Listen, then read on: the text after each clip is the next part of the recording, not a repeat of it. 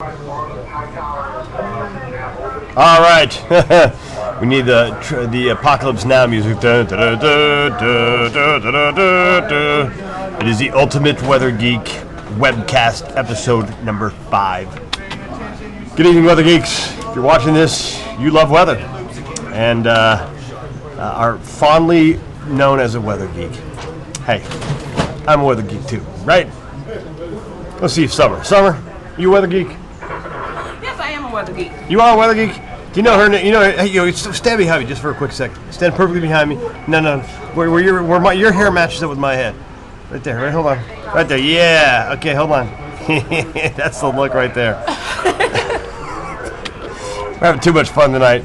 All right. Here's the setup right now, and we've got quite a bit of warm air all the way across this trough area. Anywhere, if you live in this part of the country, which is basically the southeastern United States, it is very warm.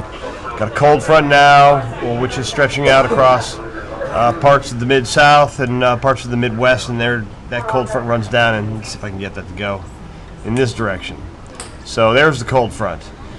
So that's what's happening right now. Temperature-wise, yeah, you can see where that got that area low pressure to our north, and that is really bringing those southwesterly winds straight in. Let me see if I can put an arrow on that thing and erase those for you. All right, so you got those southerly winds bringing all that warm air in at the mid-levels, and then you got a little bit coming off the Atlantic. Still got a little bit of an upslope flow going on across the Carolinas, and that's keeping them a little bit cool. But the front, yeah, you can see where the front is. It lies right there. And then we've got our upper features. Now, this is our water vapor satellite loop, and basically got a very potent upper level low now across the desert southwest.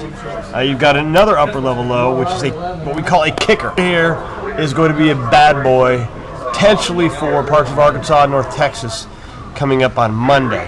But this, as it heads down in this direction, kicks this upper level low out. This upper level low travels in this direction, and the pattern we have been in for the last couple of weeks continues because, yes, there's another upper level low that's going to swing down in this direction, give us a chance of rainfall long range by potentially next Friday, which would be the day before Christmas Eve.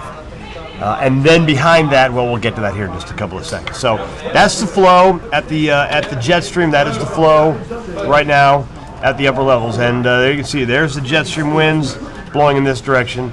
There's that dip in the jet stream, that trough.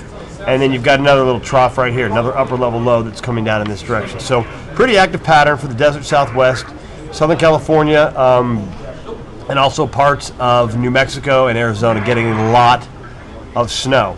So this is by Friday, and notice that upper level low starting to eject. Let me change colors here on the color palette. And that upper level low that is over the southwest now, here's the one that's over Oregon. Okay, that comes down in this direction, takes this one that was down over the California area and ejects it, and it moves out across parts of Mississippi and Tennessee. This is for Friday afternoon. Okay, what that means for us is out ahead of that thing, we get a bunch of rainfall, mainly across portions of Tennessee, northern Alabama, and yes, North Georgia. So it does appear that we will see rainfall on Friday.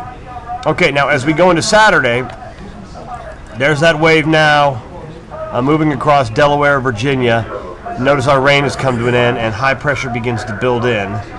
As this area of high pressure begins to build in, let me make that a different color. I'll tell you what, let me change colors again on this thing here for you. As that high pressure begins to build in, let's see, here we go. As that high begins to build in, we get a northerly wind, and that gives us cooler weather for the weekend, at least for Saturday and Sunday. This is, by the way, this is Saturday morning. So Saturday morning looks like we'll see. Hey, we're going to use a pretty color right here, purple, on both the black and the white maps. All right, so we get those northerly winds, and we stay cool for the weekend. Okay, here is Monday night.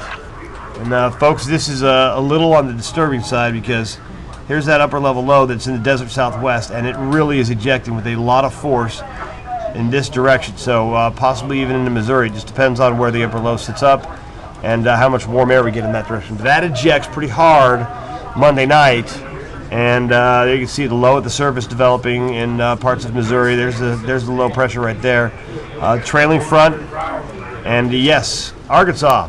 For anybody in Arkansas watching this right now, just keep your heads up out there coming up on Monday night.